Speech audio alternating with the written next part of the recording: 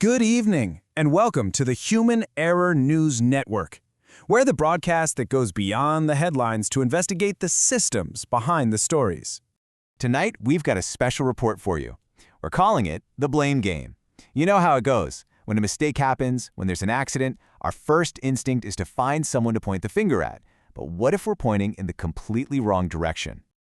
And that right there is the central question for our investigation tonight. When things go wrong, and I mean on a factory floor, on a confusing government website, anywhere, who is really at fault? Is it the person, or is the system itself basically designed to fail? Let's dig in. Okay, so to get to the bottom of this, our main investigative tool is something called Human Factors Engineering, or HFE. Now, you probably know it by its other name, ergonomics. It's basically the science of designing the world around the way we humans actually work, not how someone thinks we should work. It's all about making sure our tools, our tech, our workplaces fit us, not the other way around. This, right here, lays out the fundamental choice we face. On one side, you've got the blame approach. We find an individual, we punish them, and we pretend the problem is solved. On the other side, there's the learn approach. We look at the system's design, figure out why the error happened in the first place, and then we redesign it so it doesn't happen again. And this is the key takeaway, the most important thing to remember. You can either blame a person or you can learn from a failure. You can't do both. All right, so to see how this plays out in the real world, our first case file takes us right to the factory floor. We're heading to Bangladesh's garment industry, which is really the backbone of their entire export economy. Here, millions of workers, most of them women, face these kinds of conditions every single day. Just look at this list. We're talking about prolonged sitting or standing, terrible lighting, sewing machines that aren't adjusted properly, and these awful workstation layouts that force people into strained positions for hours. This isn't just about being uncomfortable, folks. These are major systemic design flaws, and they're the direct cause of errors and injuries. And this quote just hits the nail on the head. It perfectly sums up the core of our investigation. Think about it. When a worker gets hurt or makes a mistake under these conditions, is that really individual negligence? Of course not. It's a completely predictable mismatch between what the system demands and what a human being is capable of. Human factors engineering tells us the problem isn't the person, it's the environment they're being forced to work in. And this chart, it shows you the direct result. It's a really simple equation. When you have high levels of poor design, what do you get? Well, you get high levels of worker strain and injury. And what happens then? Boom. Productivity and quality just plummet. It's proof that you can't build efficiency on the back of human well-being. It just doesn't work. But for some reason, it's an equation that gets ignored all the time.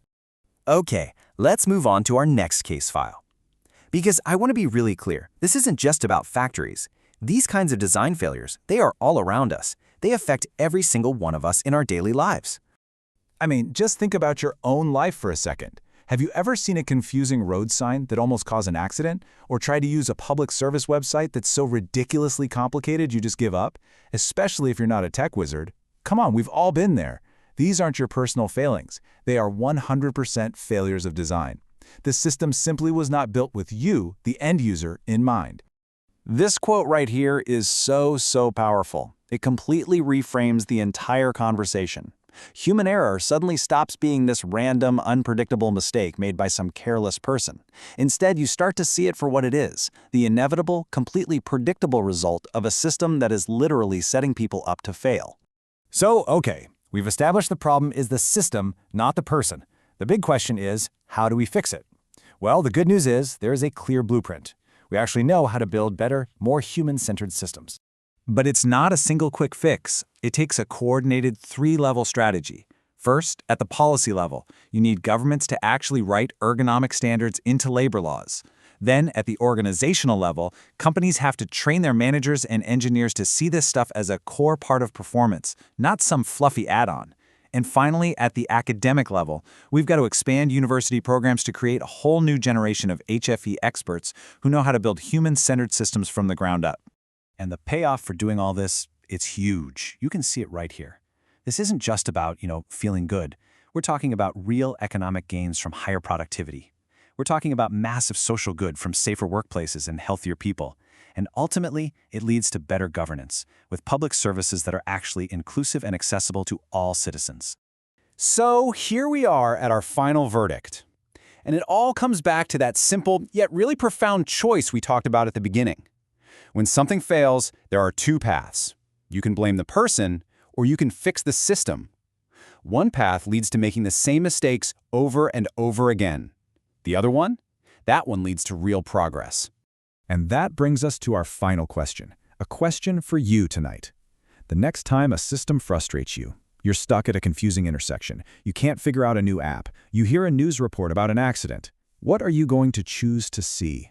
Will you see an individual's error, or will you see a system's design flaw? Because the lens you choose to look through, well, that changes everything.